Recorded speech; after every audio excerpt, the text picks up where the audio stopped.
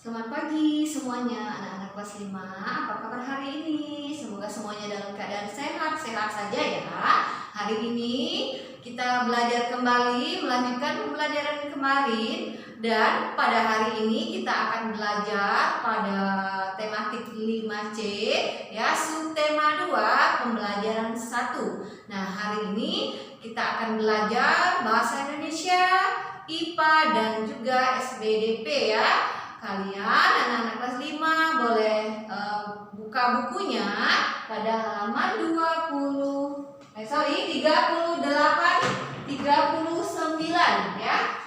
Di situ yang pertama kita akan belajar tentang perbedaan iklan media cetak dan iklan media elektronik ya. Nah, di mana letak perbedaannya? Nah, di situ ada sebuah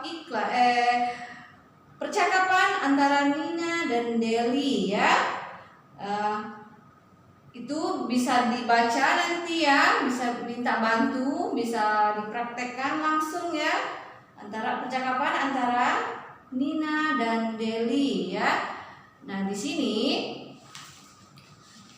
teacher simpulkan ya bahwa perbedaan dari iklan media cetak dan media elektronik itu ya, yang pertama adalah kalau pada iklan media elektronik, iklannya hanya sekilas saja dan berlangsung pada saat itu saja ya. Kemudian kalau iklan media cetak itu bisa kita baca berulang-ulang ya, kapan saja bisa kita lihat lagi kalau dia berbentuk media cetak iklannya, karena ditulis ya. Kemudian yang kedua itu untuk iklan media cetak kita melihatnya menggunakan indera penglihatan dan pendengaran ya. Sedangkan pada media cetak itu kita terima menggunakan indera penglihatan, kita lihat ya.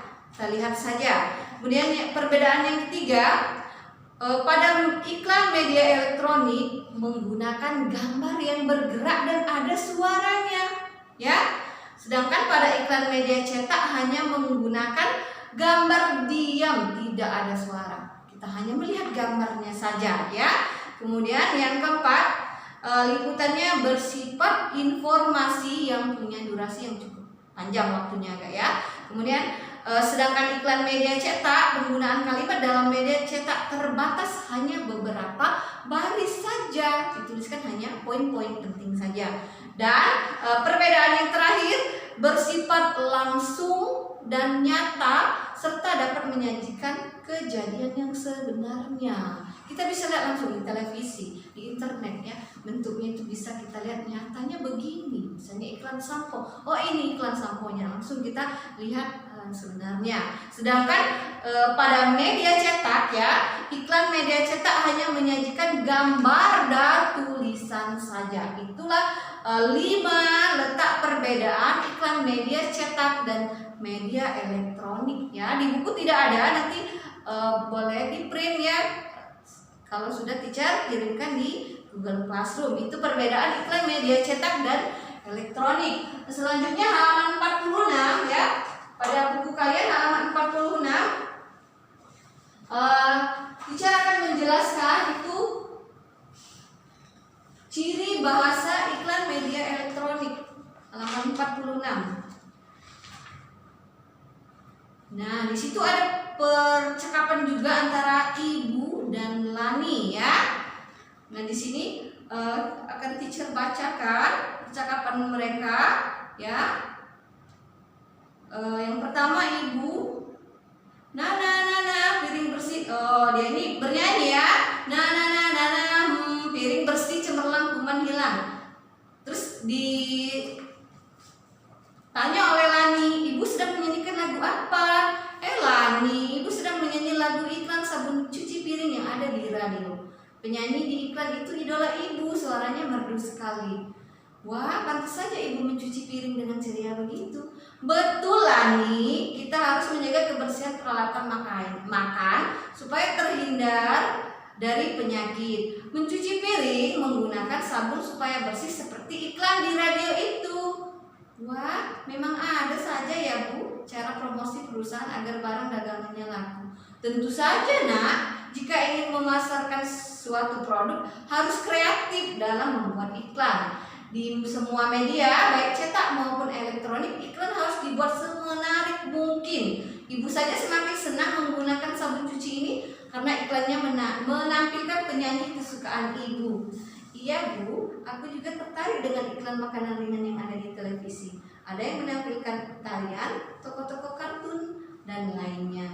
Begitulah cara perusahaan menarik konsumen melalui iklannya. Namun kita harus tetap bijaksana dalam menyikapinya itu untuk pembicaraan ibu dan Laninya.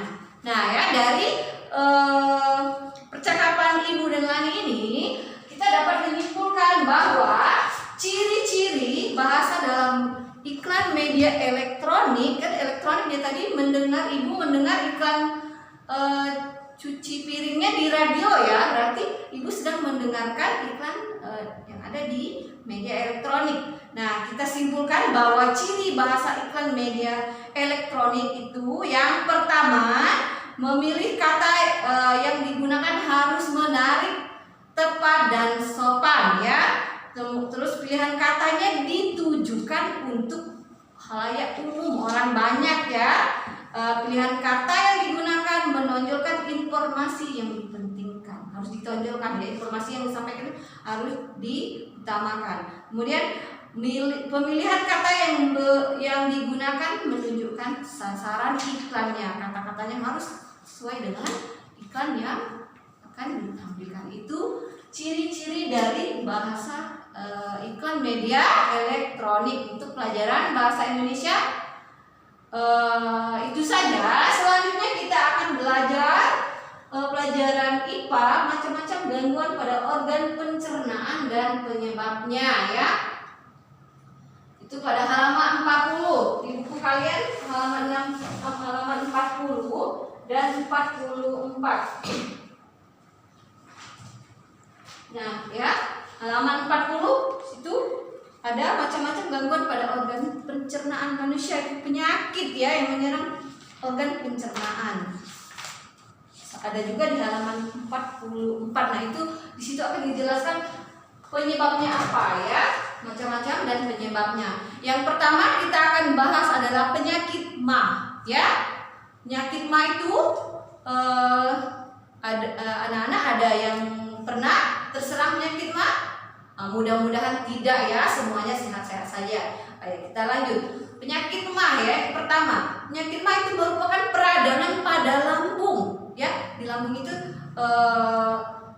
terasa perih dan nyeri pada perut. Itu gejala dari penyakit MA ya. Penyebabnya apa? Aktivitas asam lambung ya, yang mengikis dinding permukaan lambung karena tidak ada makanan yang dicerna. Misalnya kita perutnya lapar ya, nah tidak ada, akibatnya asam lambung kita terkikis karena tidak ada makanan yang dicerna. Terus ada juga penyebabnya itu karena infeksi bakteri atau efek samping penggunaan obat ya.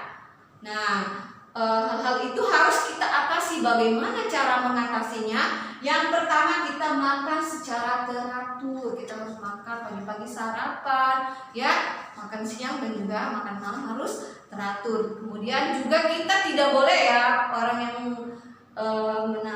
menderita MA itu tidak boleh makan makanan yang pedas dan asam ya, terus kita hindari. Setelah itu mengkonsumsi obat sesuai anjuran dokter. Itu penyakit MA ya. Selanjutnya ulkus. Ulkus adalah peradangan pada lambung yang lebih parah daripada MA ya, karena lambungnya sudah luka. Itu ulkus ya. Penyebabnya peningkatan asam lambung, pola makan tidak teratur juga, dan terjadi juga karena infeksi bakteri. Gejalanya sama, ada rasa perih dan sakit pada perut. Cara mengatasinya juga sama ya, pola makan teratur, mengonsumsi obat sesuai anjuran dokter, makan makanan yang berserat dan bersih, juga pola makan yang teratur. Itu untuk ulkus. Selanjutnya adalah kolik. Kolik itu apa? Kolik merupakan gangguan sistem pencernaan yang menyerang usus dan lambung juga ya. Penyebabnya sama hampir ya, infeksi, kualitas makan yang buruk, bisa juga karena alergi makanan. Itu penyakit kolik. Gejalanya bagaimana? Samakah dengan mah dan ulkus? Beda ya. Ada sedikit perbedaan. Nyeri bagian perut bawah, kemudian terasa kram perutnya ya, dan juga akan ada rasa mual-mual. Itu gejala penyakit kolik. Cara mengatasinya bagaimana? Mengkonsumsi makanan yang bersih ya, kemudian minum obat sesuai anjuran dokter juga. Dan yang keempat adalah sariawan. Siapa yang pernah sariawan? Ya. Sariawan itu penyebabnya kenapa? Penyebabnya bisa karena kurangnya vitamin C ya. Jadi kalau kita kurang makanan yang mengandung vitamin C, itu akan menyebabkan sariawan ya. Bisa juga karena mungkin bibir kita nggak sengaja tergigit ya, jadi luka, akibatnya jadilah sariawan. Bisa juga disebabkan oleh infeksi atau bakteri ya. Nah, biasanya kalau sariawan itu ada bercak-bercak putih di antara bibir ya dan gusi kita gitu.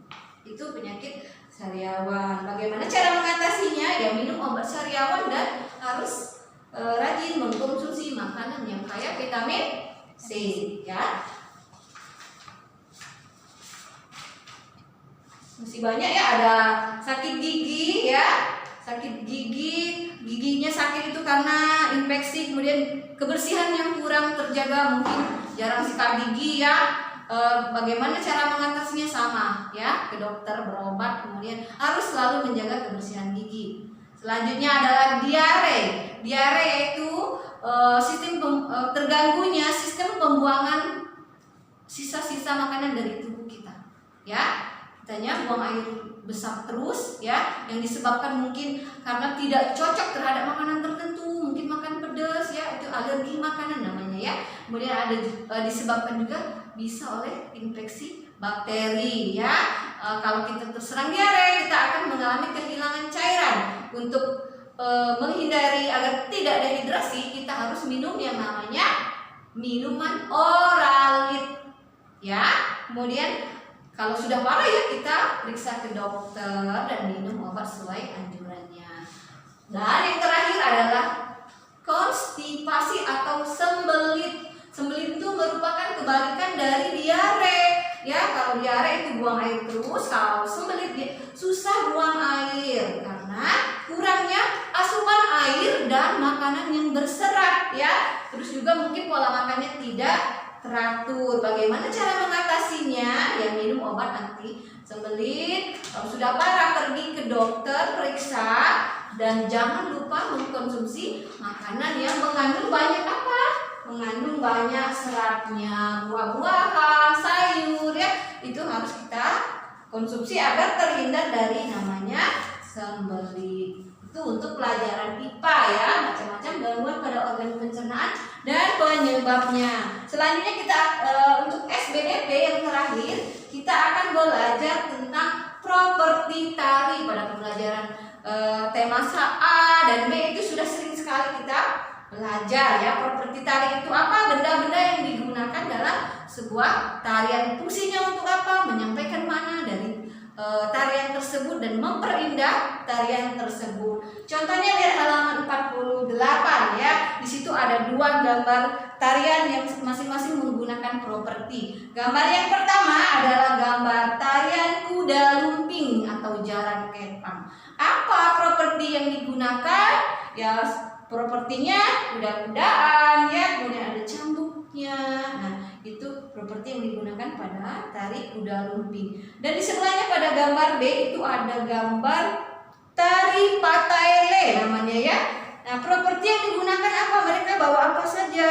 Mereka bawa tameng, penarinya ya, ada pedang dan juga ada tombak. Itulah beberapa contoh properti yang digunakan pada tari untuk hari ini ya. Nah, itu saja untuk penjelasan SBDP-nya. Kemudian materi hari ini teacher cukup sampaikan di sini saja. Terima kasih atas perhatiannya. Sampai jumpa di video pembelajaran berikutnya. Bye.